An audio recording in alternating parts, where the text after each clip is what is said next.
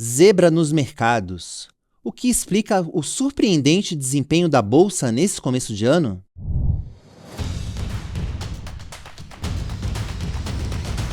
Salve pessoal, tá no ar mais uma edição do podcast Touros e Ursos. Eu sou o Vinícius Pinheiro e aqui do meu lado está a Júlia Vilchen, editora-chefe do Seu Dinheiro. Como é que tá, Júlia? Tá surpresa com esse desempenho da bolsa? Olá, Vini. Olá a todos os que estão nos ouvindo, nos assistindo. É um pouco surpreendente, né? Mas quem acompanha o mercado aí no dia a dia entende um pouco os motivos aí do que está acontecendo. Olha, hashtag eu já sabia, Júlia Vilchen aqui.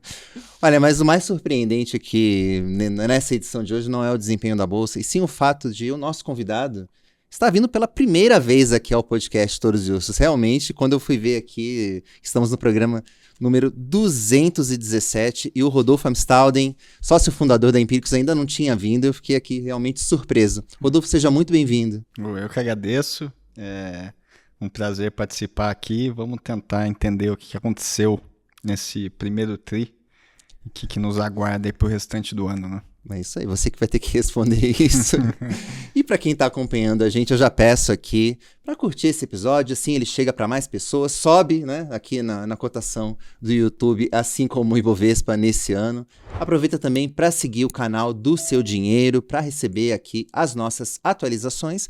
E lembrando que todos os programas do podcast Touros e Ursos estão disponíveis nos principais tocadores de áudio, incluindo o Spotify e o Apple Podcasts. Basta buscar por Seu Dinheiro na aba de podcasts.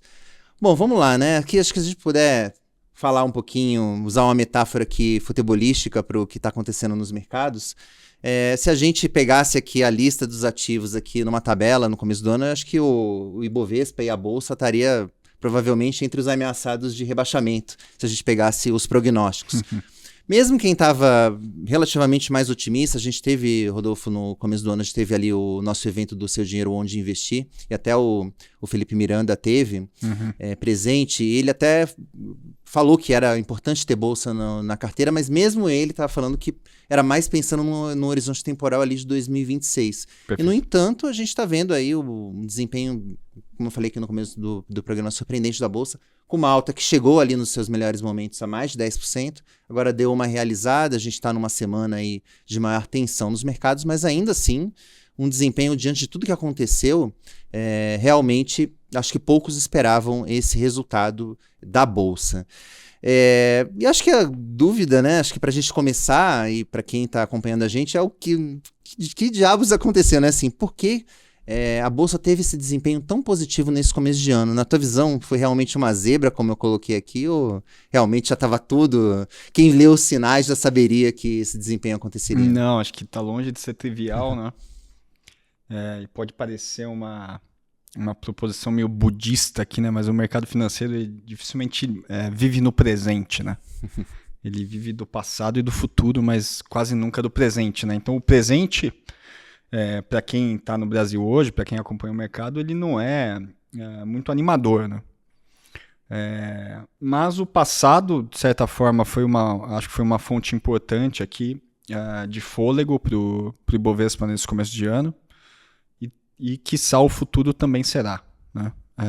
Para falar um pouquinho do passado primeiro, eu queria puxar um pouquinho a experiência que a gente teve de 2023 para 2024, né? Porque ela foi um espelho invertido do que a gente viveu agora, né? A gente terminou 2023 com alguma coisa parecida com o rally de fim de ano, né?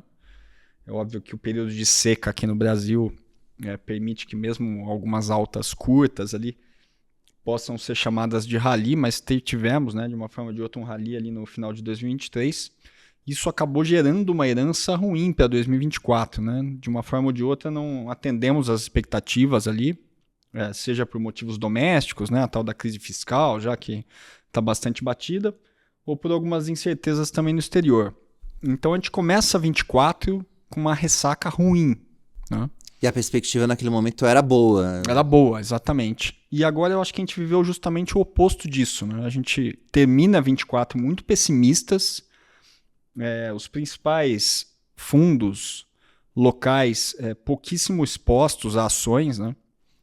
E aqui não tem a ver com a cabeça dos gestores. Acho que se conversar com gestores de FIAs, eles continuam teimosamente aí construtivos e tal, acho que tem bons motivos para tanto, né? Principalmente associados aos preços, mas porque a própria microestrutura do mercado impede isso, né? Tá todo mundo tomando resgate, nunca acaba, né? Nunca zero os multimercados e os fundos de ações, então você não tem capacity para se expor favoravelmente à bolsa.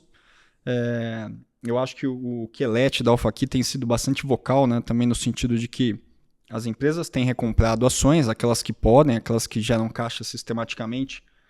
Então também tem menos ação para quando quiser comprar. E aí você vai acumulando um pouco desses fatores e uma pequena faísca às vezes é suficiente já para provocar um incêndio aqui, né? Na boa expressão aqui. Então a gente teve esse contexto aqui de fim de 24, de um pessimismo muito grande, né? Os ativos bem abandonados no Brasil. E aí o gringo começou a se interessar um pouco mais pelo cenário local, né? Principalmente. Estou sendo um pouco extremo aqui, né? Quase caricato, mas acho que o que fez a diferença na margem foi esse dinheiro gringo aí, né? Até porque a Bolsa Brasileira em dólares, se está barato em reais, em dólares, então, quando o dólar foi ali para R$6, ficou realmente... Exatamente, muito bem lembrado, né? E o engraçado é porque assim, nem sempre a Bolsa ela sobe por bons motivos, né? Às vezes a gente tem uma visão muito maniqueísta, assim, né? Ou uma causalidade mais linear, assim, mais tradicional, mas o fato de estar abandonado, né, que não é necessariamente um bom motivo, um motivo construtivo, associado, acho que a gente deve falar mais disso, né, mas alguma adição importante de incerteza que é associado ao Trumponomics, que também está longe de ser uma boa notícia, né, acabou gerando esse efeito de, cara, o gringo tinha lá muita grana nos Estados Unidos e falou, cara, vou tirar um pouquinho porque tá meio estranho isso aqui e colocar nos outros emerging markets, colocar na Europa, colocar na China, né? E aí isso, acho que até um fenômeno que mal começou, talvez ele até se aprofunde ao longo do ano, mas que já foi suficiente para, nesse estado de abandono do mercado brasileiro, fazer o Ibovespa dar uma acordada, né? Acho que não é o Ibovespa que o William Bonner chega lá e fala, pô, pessoal, olha aí mais um recorde da Bolsa e tal, né? Ainda não atingiu uma massa de investidores, mas foi suficiente para mostrar que tem chão, né? Que também, assim, não é que vai para 100 mil pontos e vai ficar tudo normal, né? Uhum. Então, acho que esse foi o primeiro alerta aqui de mercado para 2025. E, bom, depois se vocês quiserem eu falo um pouco da parte do futuro, mas o passado tem mais a ver com isso. Então, era justamente o que eu ia te perguntar, né? O que esperar do futuro, o que esperar do resto do ano, se existe uma chance de o Ibovespa chegar lá, bater o recorde histórico dos 137 mil pontos novamente no curto prazo, ou se isso seria mais um voo de galinha. Porque você falou que tem, né, espaço para o gringo vir, mas ele vai vir mais? Olha, acho que a gente está num eventual ponto de bifurcação aqui importante, né?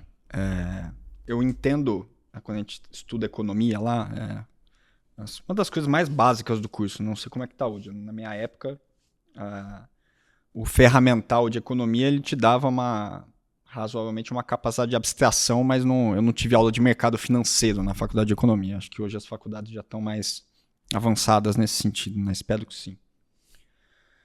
Mas o que eu chamaria ali de quando a gente aprende, né, efeito renda e efeito substituição, né?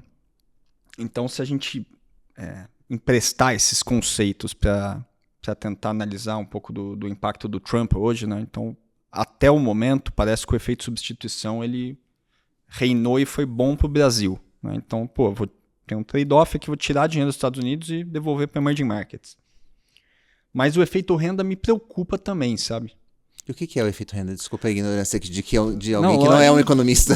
Não, porque assim, se o Trump é um problema, de fato, provavelmente ele não vai ser um problema só para os Estados Unidos. Então você começa realocando recursos, mas em tese você ultrapassaria uma fronteira em que o Trump ele pode gerar uma recessão global. Assim, tô falando no extremo, né? Então, putz, nesse contexto já não é tão óbvio que você vai tirar dinheiro dos Estados Unidos para ir para o Brasil, entendeu? Você pode ter um flight to quality mais tradicional, o ouro continua subindo, por exemplo, né? Tem gente já falando em ouro a 4 mil a onça e tal. Então, eu acho que essas duas versões elas começam a conviver de uma forma um pouco mais problemática a partir de agora. Então, sendo um pouco mais pragmático para curto prazo, eu acho que o Bovespa poderia continuar batendo os seus recordes nominais, mas não acho que tem um grande significado nisso também. Acho que talvez para fazer manchete caça-clique funcione, mas não quer dizer que também tá uma puta porrada, que tá todo mundo ficando rico com o Bovespa. E com isso, né, tirando um pouquinho de dinheiro dos Estados Unidos e jogando para cá. Mas começa a aumentar o risco de você ter um cenário recessivo nos Estados Unidos e que aí o Trump não é só ruim porque a Bolsa Americana tá cara, porque as 7 magníficas passaram do ponto, etc. Aí começa a ficar um negócio seta para baixo no mundo inteiro, entendeu? Tipo, aversão ao risco e aí não é bom para o Brasil, definitivamente. Bom, pelo que eu estou entendendo, enfim, boa parte desse movimento de alta da Bolsa, então, veio mais de uma característica técnica, enfim, de realocação de recursos do que de fundamento em si, né?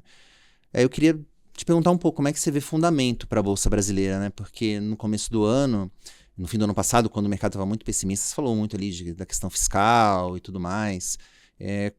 Como é que você vê, assim, em termos de fundamento para a Bolsa, enfim, tentar ir além desse movimento meramente de alocação de recursos? Eu tentar ser bem sóbrio, assim, né? É claro que essa é uma conversa menos dissonante se você está todo mundo mais ou menos de acordo que você não tem nem grandes indicadores assim para super empolgar, né?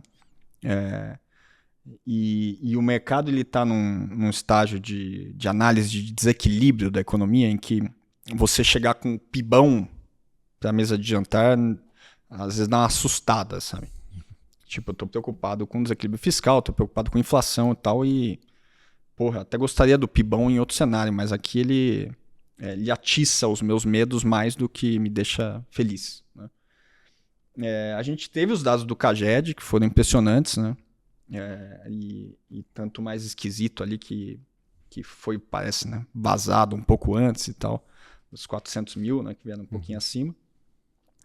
E você pensa, a economia está crescendo, isso ajuda a equacionar de uma forma ou de outra a razão de vida PIB e tal.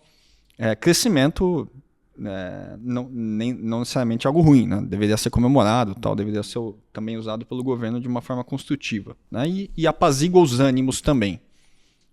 A chance de o governo dar um cavalo de pau com medidas heterodoxas com um CAGED de 430 mil deveria ser menor, tudo mais constante, né? Então acho que temos uma pequena boa notícia aqui, com a ressalva que eu fiz que ela prejudica o outro lado do equilíbrio, né?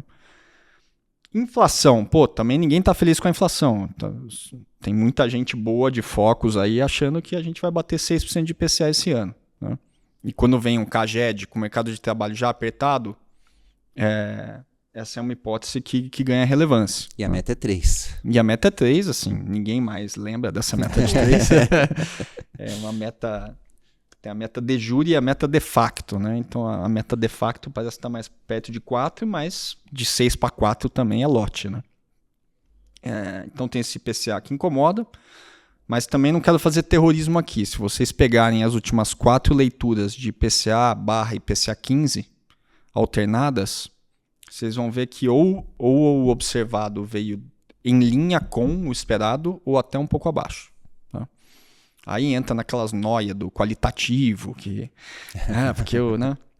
que quando a inflação está controlada, ninguém olha para o qualitativo, né? Mas quando está descontrolada, aí tem diversas interpretações para os núcleos dos não sei o que, né? Mas enfim, também não é eu acho que não é uma inflação legal, mas não parece ser um risco de cauda aqui, né? De um hiper descontrole inflacionário, tá? E a questão fiscal, assim, todo mundo já meio que entendeu que não vai resolver, né? Acho que quem melhor resumiu ali foi a Simone Tebet, né? Isso aqui é um problema para quem assumir ali em 2027. Até lá, vamos tocando, tentando fazer alguma coisa próxima da meta ali. E acho que tem esse risco ainda da questão da isenção do IR de 5 mil, né? não pela isenção em si, mas qual seria a contrapartida que, por um lado, de fato, né, se aprova a isenção primeiro e depois sai correndo atrás da contrapartida, é ruim. Essa é uma conversa que pode distorcer gravemente aquela outra reforma tributária, né, que está por vir, que em tese ela seria neutra do ponto de vista de RPJ, né? Então você tributa o dividendo, mas não desconta o IRPJ, né, que isso deveria estar casado também para chegar naquela alíquota de 10%. Mas também não vejo o Congresso super empolgado de tocar essa agenda. Tá? Então também não estou vendo um risco de cauda aqui. Né? Então acho que assim, ao mesmo tempo que você não tem motivos para se empolgar com a economia brasileira em 25, você também não tem motivos para entrar em pânico. Tá mais ou menos controlado isso aqui. Tá? E ao mesmo tempo a gente entra naquele que é o principal driver, né, que acho que o Felipe deve ter levantado ali no evento do começo do ano, de onde investir, que é a agenda política. Né? Ela começou, eu acho, fevereiro ali, né, acho que teve não vou lembrar exatamente o dia, mas teve aquele Datafolha, ele fez bastante preço, né, na sexta-feira, eu acho. Mas começou, acho que um pouco mais rápido do que todo mundo esperava, com mais intensidade, né? Teve nessa alta da bolsa do Ibovespa, então, teve esse efeito de queda da popularidade Eu acho do que Lula? teve um pouco desse efeito também, né? Eu não quis citar ali no começo do argumento, porque acho que ia misturar muito as coisas também. Mas acho que, assim, economia a gente nunca sabe, né? Ao contrário da receita de bolo, que você decompõe os ingredientes, né? Tem tanto de açúcar, tem tanto de farinha, tem tanto de cacau. Em economia você não sabe o quanto tem de cada coisa. O melhor economista ele vai saber o que está lá. Mas a pessoa ter a pretensão de falar que tem tantos gramas de cada coisa, não tem como, né? Mas o meu feeling é que tem mais a ver com Trump do que com eleição ainda. Mas que ela começou fazendo o ano mais rápido, acho, do que todo mundo pensava. Né? Teve um spike ali associado às pesquisas. Né? Acho que teve 2 momentos. Teve a questão da queda de popularidade do Lula primeiro, e depois uma questão do Tarcísio aparecendo mais, né, como candidato. Bolsonaro, o próprio Bolsonaro, né, ou as pessoas que acompanham o Bolsonaro entendendo que ele seria mais um cabo eleitoral do que um candidato, né, especificamente. E isso também ajudou, mas acho que ainda é algo tímido perto do que poderia significar. Então a gente está acompanhando, e tem que ter um pouco de paciência aí também, porque assim, é difícil você fazer grandes apostas nesse sentido, não só porque o próprio processo eleitoral é muito incerto, né? Aquela história lá a eleição, nada acontece em anos e tudo acontece em uma semana. Mas também porque você tem esses outros fatores em pauta. Né? Então, poxa, você apostou no Tarcísio, trade Tarcísio, talvez você até se prove certo, mas aí vem um Trump aqui e te atropelou. Entendeu? Você não aposta só em uma variável. Né? E em relação a Trump, você acha que um temor de uma possível recessão que ele possa trazer é justificável nesse momento? Não, eu acho que é muito justificável, né? De novo, probabilidades de recessão, assim, quem sou eu para brincar com essa coisa aí, né? Mas a gente acompanha muito as direções, né? Então, a gente vinha até no ano passado com uma conversa de recessão técnica nos Estados Unidos. Né? Beleza, é um negócio mais 2 trimestres consecutivos de que tal. Mas, em tese, você sairia disso rapidamente. Não é mais o papo agora. Ninguém está falando de recessão técnica mais. Estamos falando de recessão. Gente muito boa de research macro do sell-side começa o ano falando em 10% de chance de recessão. Agora, se não me engano, o Goldman, 35%. Então, de 10 para 35 é um salto significativo. Eu não sei se é 10 e se é 35. Isso aí... Mas, assim, pular de 10 para 35, para mim, isso é uma informação importante. E o sell-side, ele tem um veto institucional muito relevante no mercado. Né? O cara do sell-side não consegue falar o que ele pensa. Então, assim, pô, se o cara do Goldman tá falando 35, deve ser 50. Né? Faz sentido. E começa a entrar no preço, de uma forma ou de outra. É uma conversa ruim. Né? E o mais incrível é que, assim, tudo isso foi causado por ruído, por barulho. Né?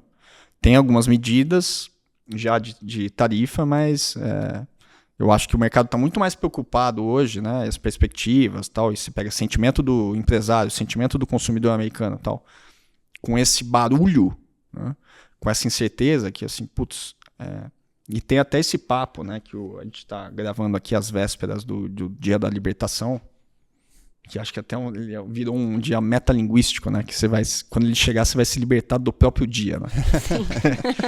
Mas... Porque assim, tinha essa história que o Trump todo dia ele inventava alguma coisa nova, né?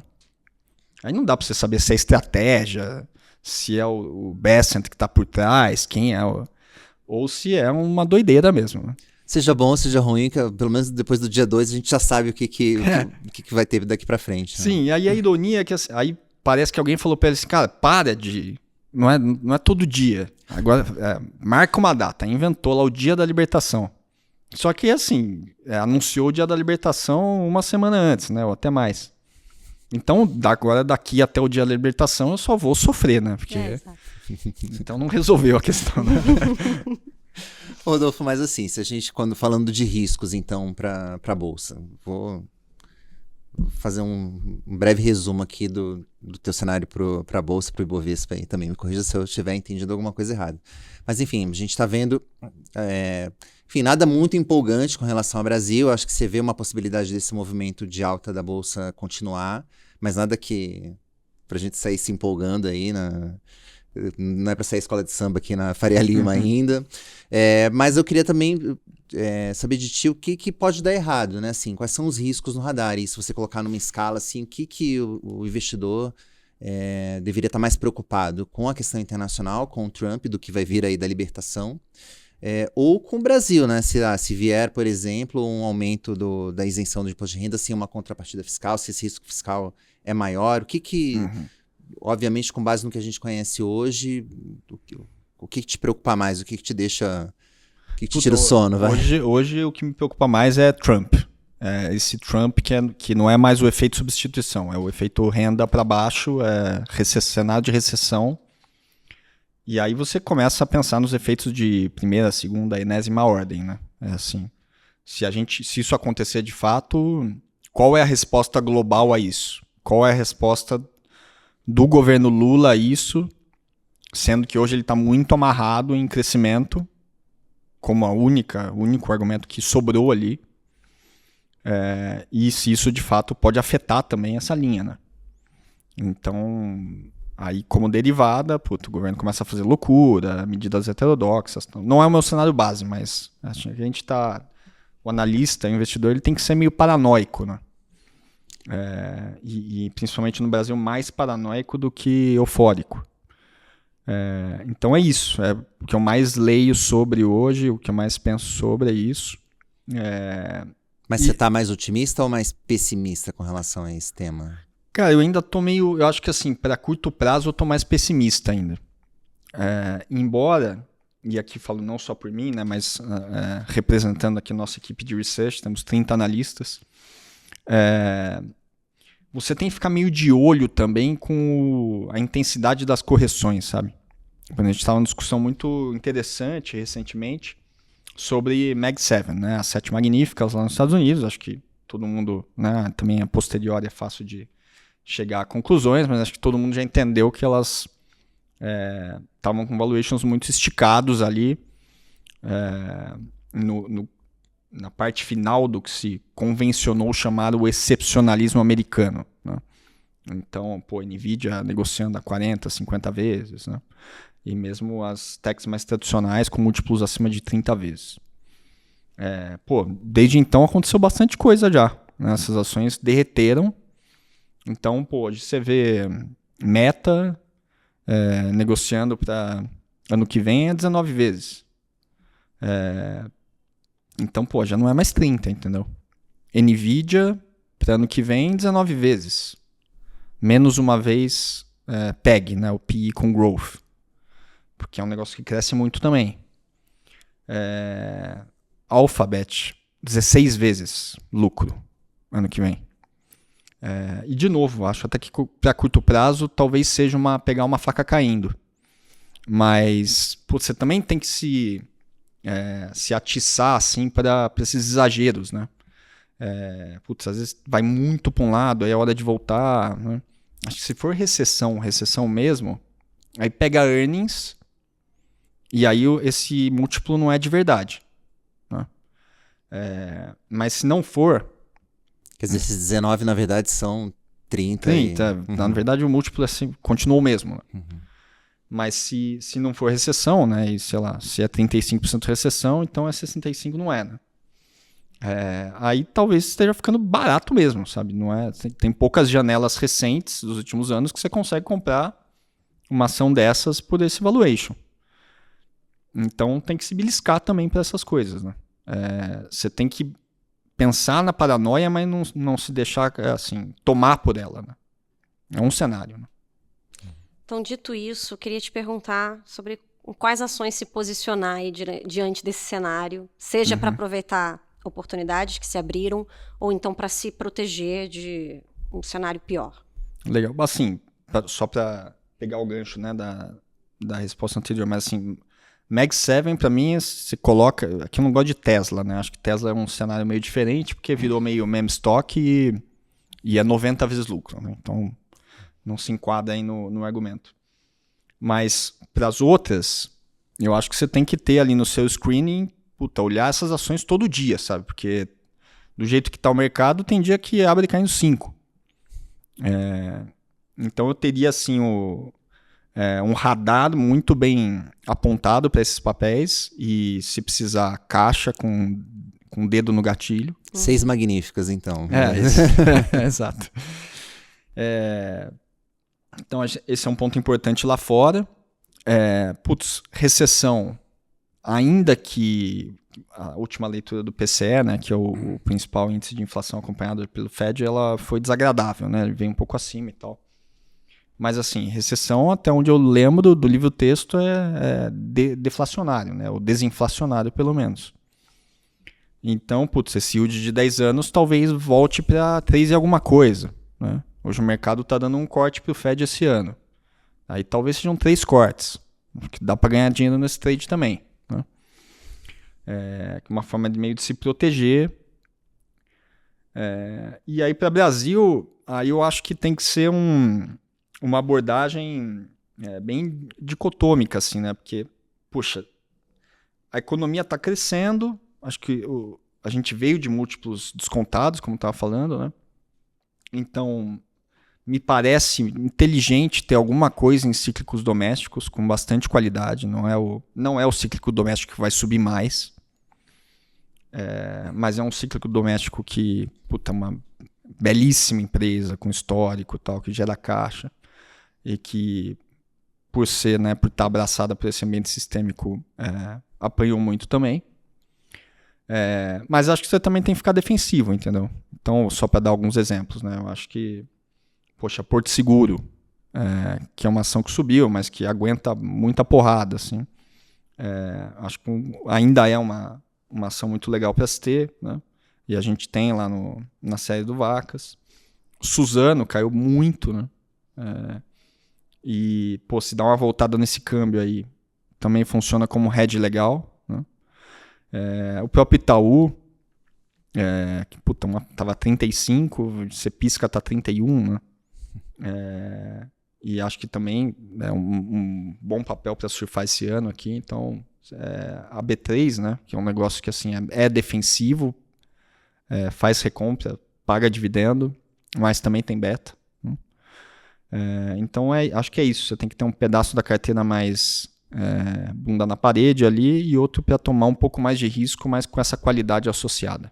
E o que seria o cíclico doméstico? Que eu imagino que seria a parte um pouco mais agressiva dessa carteira de ações, né? O que você acha que seria essa?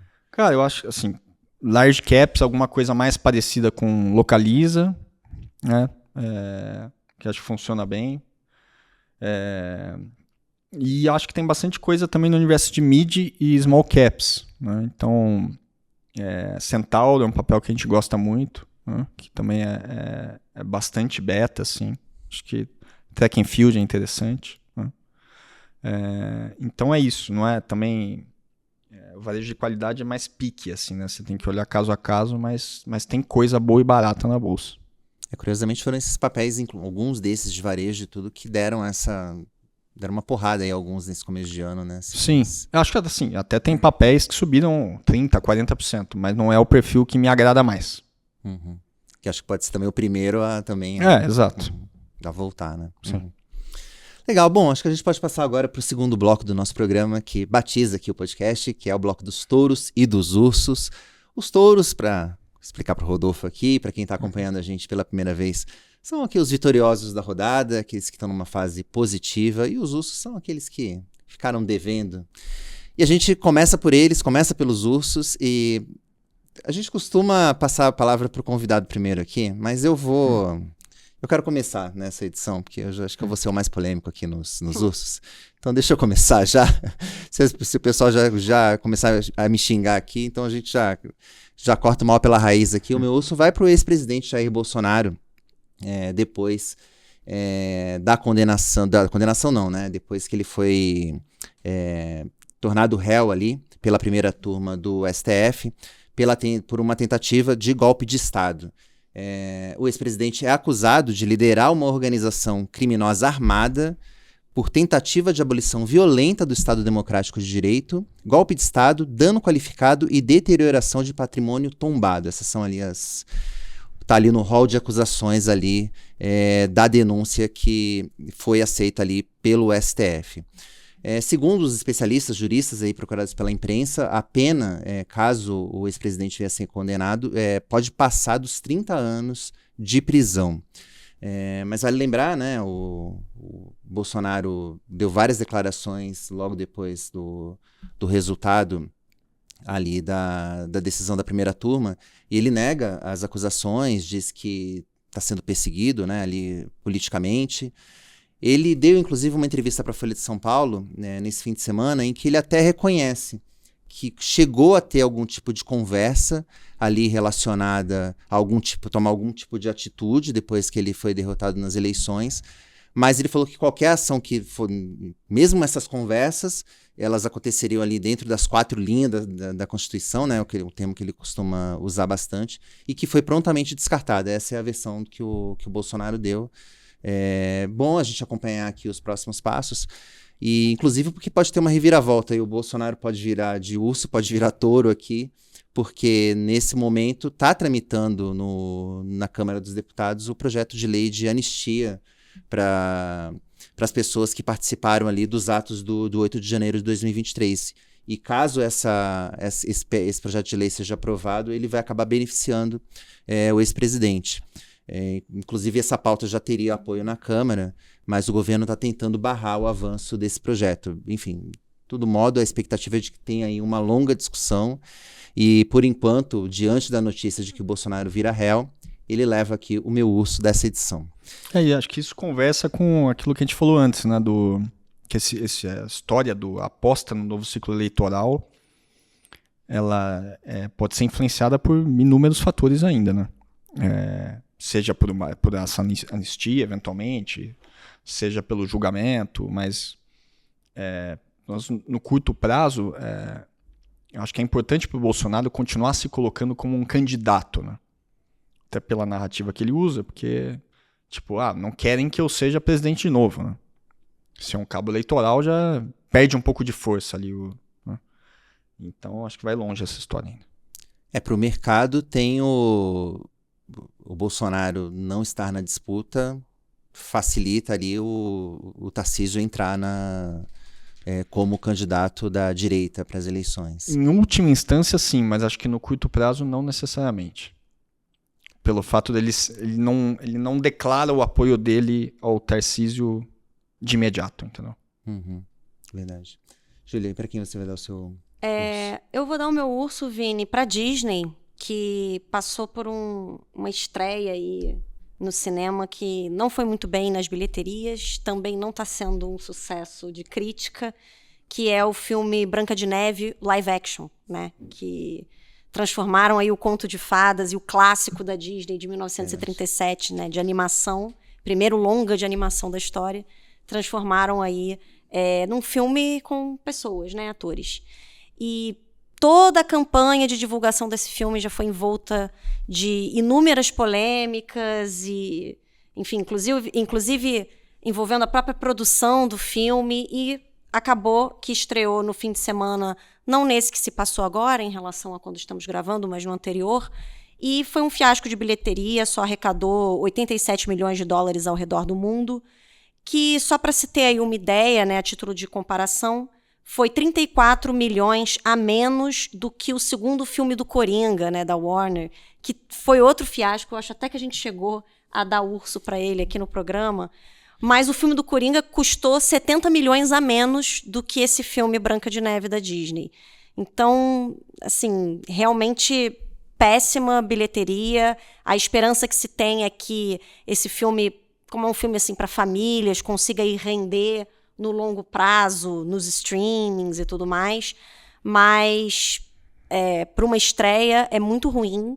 A crítica também não foi boa, foi de morna para ruim, né? Enfim, em relação às atuações, ao visual do filme, foi muito criticado o uso de computação gráfica para fazer os anões, né, em vez de atores, porque teve uma super polêmica que começou com aquele ator lá do Game of Thrones, o Peter Dinklage, né, que ele tem nanismo, e ele deu uma declaração dizendo que ele achava que seria algo retrógrado fazer um remake de uma história em que anões vivem em cavernas com pessoas com nanismo atuando, né? E aí deu uma polêmica porque atores que têm nanismo, muitos discordaram desse uso da computação gráfica para substituir esses personagens, né? E a crítica muitos críticos acharam que não ficou um aspecto bom, né? Ficou feio, ficou meio assustador. E para um filme infantil, realmente não é coisa de mais bom gosto. Também, enfim, foi muito criticada a escolha da Rachel Zegler como o papel da Branca de Neve, porque ela tem descendência colombiana, ela não é exatamente, né, o estereótipo de alguém que é branca como a neve.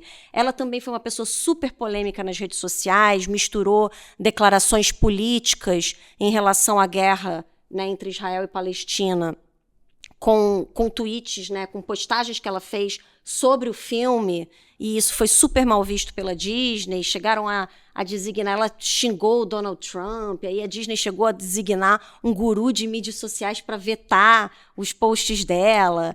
Enfim, teve todo um burburinho ao longo de toda a produção. E ela falou mal do próprio filme, da própria Branca de Neve. Então, exatamente. Por que você aceitou esse papel, sabe? Ela criticou o filme da própria Disney de 1937, né? Que é um super clássico do cinema. Você pode não gostar, mas por que você então... Você tá lá divulgando... resolveu fazer o papel da Branca de Neve. Exatamente. E também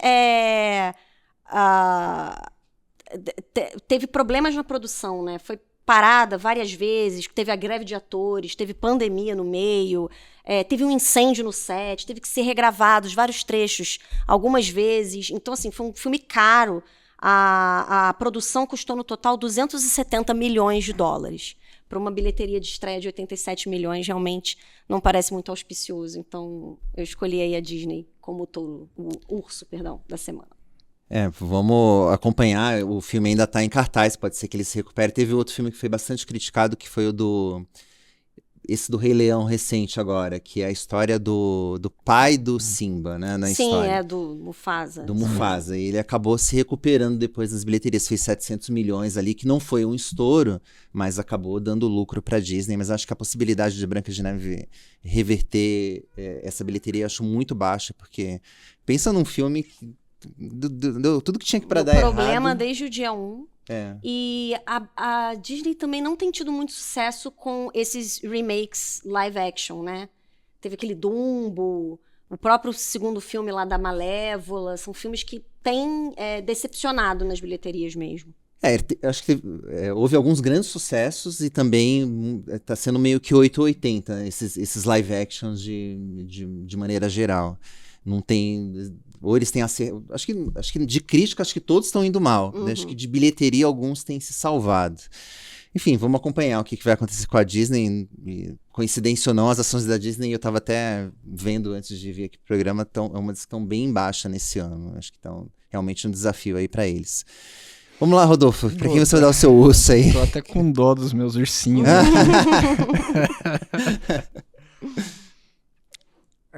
Acho que não no mesmo nível de gravidade aí do Bolsonaro ou da Branca de Neve, mas primeiro um urso não mercado, que pra mim é o Dorival Júnior, né?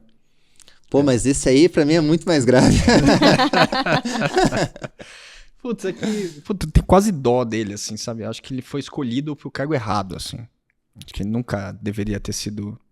Ele tem sido, né? Tem se mostrado um ótimo técnico de clube brasileiro, né? Mas colocaram ele numa posição ali que é completamente desproporcional. Então, aí o cara acaba virando... enfim, né? Todo mundo criticando e tal, né? Virando o grande vilão, assim, da história, e não acho que seja o caso, né? Acho que é muito mais uma questão da CBF ali e quem recrutou esse cara, né? Em que contexto, né? Acho que veio acho que o problema do futebol brasileiro como um todo, né? O presidente da CBF havia sido reeleito na mesma semana. Sim. Por aclamação e sem um outro candidato, e acho que isso diz bastante sobre a situação do nosso futebol. E só para fazer um gancho assim com o mercado, porque eu acho que o mercado, quem estuda mercado, né? E acho que o Mandelbrot é o principal cara que fala sobre isso, que é uma palavra feia, né? Parece um palavrão, mas é muito fácil de entender, né? Que é a história no mercado, o que importa são os retornos leptocúrticos, né? Que são os retornos de extremos. E se você pega para a estatística do Dorival, vou falar aqui meio de cabeça, mas acho que é tipo 6 vitórias, 6 empates e 2 derrotas. Só assim, cara, não é em participação de pontos, né? Aproveitamento não é tão legal, mas pô, o cara perdeu 2 vezes, né? Não é tanto assim, não parece tanto assim, né? Mas que derrotas foram essas, né? E aí, principalmente contra a Argentina. Então é isso, né? Pô, a bolsa caiu ou subiu uma vez em tantos pregões, mas quanto ela subiu nesse pregão? Quanto ela caiu? Né? Então o como às vezes importa mais do que o que, né? Não, e a derrota realmente foi massacrante. Não tinha como voltar mais, né? Eu assisti esse jogo e sabe quando você tá querendo se machucar nesse dia, assim, foi... E aí, desculpa. Não, você ia falar não sei se você quer completar aí sobre o Dorival, mas eu vi que você tem mais um urso aqui. De mercado, assim, e até uma ação que a gente também tem em carteira e acompanha com bastante interesse, né? Inclusive por isso que eu acho que é Asas, né? A gente, acho que pela experiência aqui, já vamos fazer aí 16 anos de Empíricos, né? E tem alguma experiência antes da Empíricos também, mas a gente acabou construindo um arcabouço cético para fusões e aquisições, principalmente aquelas muito grandes, né? Acho até que quando por exemplo, GPS, ela é muito reconhecida, muito bem reconhecida por isso, né? De ser uma empresa que tem um core relevante, ter protocolo e tal, e ela compra empresas menores que ela e assimila isso muito bem, né? O que é raro. Mas acho que quando é um cara grande com um cara pequeno, tem mais chance de dar certo. Mas quando tem aquela... Fala, M&A, né? Mas na verdade, puta, tá tudo meio junto ali, né? Misturado, o risco de dar errado é maior, né? Então aí, puta, vem aquele PowerPoint de sinergias, porque, corte de custo, aqui é marketing, a gente aproveita e faz cross-selling e tal. E, puta, sempre ou é muito menor ou ao contrário, né? E acho que tem um fator aí que é preponderante, que não entra na planilha, né? Que é choque de cultura, né? Então, a gente vê isso acontecendo dentro desse arcabouço da Asas já há algum tempo, né? Acho que o Rony da reserva saiu também associado a isso. E agora tem essa aparente discórdia ali. Também, assim, pelo que a gente pôde apurar, não é um caso que o Birman e o Jatahy não estão se falando e só se falam por advogados. Acho que ainda existe um relacionamento entre eles, mas acho que é menos novela mexicana e mais são 2 visões de mundo diferentes, né? Então é muito difícil de conciliar isso e também para um comprar o outro com a ação negociando esses patamares não tem solução. Né? Então para mim foi um urso aí também, né? Um negócio incômodo, mas você faz conta para isso mesmo, a gente está abaixo do consenso de mercado, assim, entre 7 e 8 vezes lucro. Então, se for isso mesmo, tem preço, né? Meio tá no preço essa discórdia, mas não é uma ação, pelas circunstâncias, não é um varejo quality, porque tem essa questão de governança aí, meio difícil de resolver em curto prazo, mas as marcas são, né? As marcas têm muito valor. Né? Se resolvida essa questão da governança de alguma maneira, então pode destravar.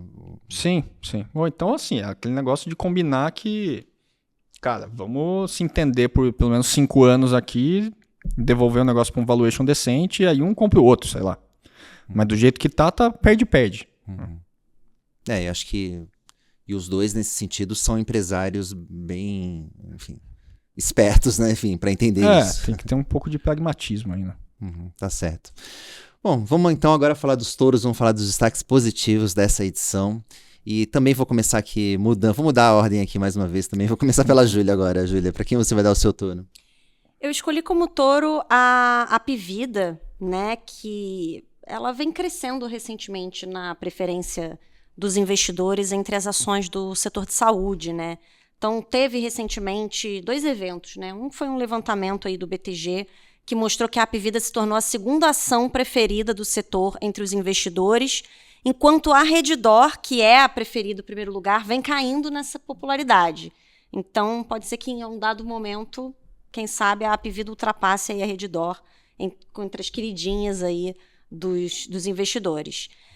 A empresa ela vem sofrendo, né, muito com judicializações, mas, segundo a maioria dos investidores ouvidos aí por essa pesquisa, existe uma confiança e um voto de confiança no controle de provisões aí da companhia.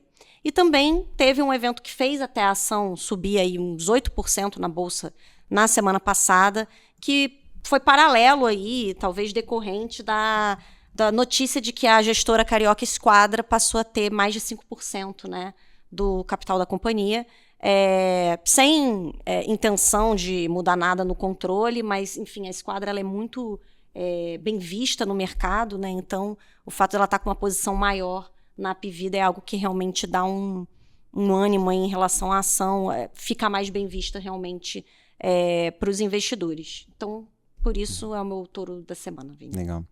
E lembrando que a Apivida, né, Rodolfo, também passou por uma grande fusão, acho que, obviamente, o setor de saúde não tem nada a ver com o varejo, mas, de uma maneira geral, também acho que ela sentiu essas dores de ter passado por uma grande fusão ali, no caso, com a Intermédica, uma ação que sofreu também, enfim, vamos ver aí os próximos capítulos, mas é uma grande empresa. Vou falar o meu aqui. Tive uma dificuldade para encontrar um touro. A gente vem tendo, né, Julia? A Julia hoje fica... antes do programa, a gente fica chorando aqui. Pô, cadê que touro a gente vai dar para essa edição aqui? Eu resolvi, nessa edição aqui, dar para o setor de educação, para as ações de educação na B3. Vou destacar aqui, em particular, a Cogna, porque ela é a maior alta do Ibovespa no ano. Fui pegar aqui com uma valorização de quase 90%. De janeiro para cá, mas não só ela, as outras empresas também ali como a Edux, Cruzeiro do Sul, Ser Educacional, todas elas vêm indo bem, subindo mais que o Ibovespa no que vai do ano até aqui. A Cogna já vinha em alta e acabou consolidando esse movimento ali depois do balanço, que foi considerado positivo pela maior parte dos analistas, e inclusive teve o preço-alvo elevado ali pelo Bradesco BBI, que ainda vê, mesmo depois dessa alta, um potencial de valorização de 60% para os papéis. Acho que Cogna a gente nem pode considerar como consumo cíclico, né? O ciclo das ações de educação, pelo menos nos últimos 10 anos, tem sido só para baixo, né? Então, acho que praticamente, pelo que, obviamente, não sou um especialista no setor, mas eu me lembro que desde 2015, ali, quando o governo apertou... Sem o FIES é um pouco mais difícil. Né? Exatamente. Sem o dinheiro do governo, ali, sem a garantia do governo para colocar estudante para dentro, ficou um pouco mais difícil para as empresas, e a Cogna... era justamente a empresa que mais tinha, mais dependente ali do FIES, então ela teve que vem passando por uma longa reestruturação, E acho que resta saber aí se a empresa vai continuar mantendo o bom momento. Ela é uma ação que com certeza sente mais, acho que em momentos, se a gente tiver uma piora do mercado, provavelmente ela deve sentir mais do que os outros. Mas acho que um teste em particular para ela vai acontecer nessa semana, que vai ter ali o Cogna Day, um evento que ela vai promover com investidores, que ela vai passar ali as perspectivas para o ano e tudo mais. Acho que vai ser uma boa maneira do mercado se aproximar da empresa e saber um pouco mais do que esperar para o papel daqui para frente. Então vai meu tour aqui para a Cogna e para as ações de educação na B3. E eu vou deixar aqui o grande finale aqui para o Rodolfo, porque ele tem touros no mercado e fora do mercado, não é isso, Rodolfo? Pois é, fora do mercado, para mim, Hugo Souza, né? A grande personalidade aí do título do Coringão no Campeonato Paulista. E acho muito legal como essas ocasiões levantam a história das pessoas, né? Então, um cara de 26 anos, aí você vai, né? Obviamente por um interesse orgânico ali, ouve as entrevistas e conhece um pouco mais como ele viveu altos e baixos já na carreira em tão pouco tempo, né? Pô, ele é goleiro, né, do Corinthians e foi do Flamengo, né? Que Sim. São poucos os que tiveram essa oportunidade de Exatamente. defender os dois times com a maior torcida do Brasil. Não, e até ano passado o pessoal do Flamengo tirava sarro porque o Corinthians tinha que pagar um aluguel lá para usar ele contra o Flamengo, né, e tal. E, enfim, agora o cara foi massacrado, né? Ele foi visto como um dos grandes talentos do futebol brasileiro, juvenil e tal. Ascendeu muito rápido e depois também foi descartado muito rápido e tem essa ressurreição aí de um jeito primoroso, né? Tem esse debate aí de se o Rafael Veiga recuou a bola para ele, mas eu achei que ele pegou com muita técnica, né? E eu achei que foi mais defesa dele também. E ele parece que é um cara que estuda muito, muito, muito, assim, batedor, né? As estatísticas e tal, o que eu faço. E ele pega muito pênalti, né? E o Rafael Veiga, por outro lado, marca muito gol de pênalti. Então, pra mim, é o primeiro touro aí. Não, foi bom você ter dado aí pro Hugo Souza. E vou também aqui, senão o Ricardo Gozzi aqui, que hoje todo o seu dinheiro, vai invadir o estúdio aqui. Tem que dar também aqui pro Corinthians campeão aí, né? Saindo de uma pequena fila aí de 6 anos agora, conquistando o título paulista. Também vou estender aqui um touro aqui pro Corinthians, Rodolfo. E fora do mercado, e do mercado, quem vai ser o teu touro? Eu queria chamar a atenção de Eneva, né? Acho que é um papel que deve estar subindo aí uns 20, 25 no ano. E também terminou ano passado, assim, não serve mais para nada, acabou a empresa, né? Teve aquele episódio infeliz ali talvez pela redação das regras do leilão, né? Parecia que ela estava sendo excluída, depois voltaram atrás e tal, né? Sempre tem um lobby ali associado também. Mas é um ativo que tem valor, né? Acho que um dos caras lá, o Felipe vai lembrar o nome dele, né? Mas da turma do Buffett ali, que é a turma do velho investing e tal. Todos esses viraram grandes professores, assim, né? Que é um desses caras que falavam assim, cara, a fazenda tem valor. Aí vai passar um corretor imobiliário lá, se é dono da fazenda. Esse ano não tá chovendo. Ou ao contrário, tá chovendo um monte e destruiu a safra. E o corretor vai passar, vai tocar sua campainha e falar, cara, que chato, né? Tá horrível e tal. Tipo, o dono da fazenda não vai dar a fazenda de graça porque o corretor passou no ano ruim. Porque uma coisa é o fluxo de caixa daquele ano. Outra coisa é o valor do ativo, né? Intertemporal. E acho que a Eneva está sempre sendo punida por essa incapacidade do mercado de entender essa lição tão trivial da década de 70 da turma do Warren Buffett, né? Assim, a Eneva tem valor para a matriz energética brasileira como substituição, né? Como composição de matriz, e as TIRs são muito boas. Mas vai ter um ano ruim, vai ter um ano bom. E assim por diante, né? E acho que o papel está indo bem esse ano e tem leilão, acho que mais ou menos para ser marcado aí, para ser agendado para meados do ano, talvez no segundo semestre, e pode ser um gatilho interessante também. Né? Então, uma espécie de Hugo Souza aí da B3, aí teve seus momentos aí mais difíceis, mas tá de volta. Redenção. Legal. Bom, acho que com isso a gente pode colocar um ponto final, né? Ou apitar aqui, né? O final dessa edição aqui do podcast Touros e Ursos. Mas quero aqui agradecer mais uma vez a presença do Rodolfo Amstalden, sócio fundador da Empíricos. Rodolfo, pô, se a gente pudesse, te segurava aí pra ficar aqui toda semana. Foi muito bacana o papo. Obrigado mesmo. Valeu. Se fosse sexta-feira, a gente ia mais longe. Opa, com certeza. Júlia, até o próximo programa. Obrigada, Vini. Obrigada a todos os que nos acompanharam. É isso aí. Fique ligado no seudinheiro.com para ficar por dentro de tudo que mexe com seus investimentos. Aquele abraço.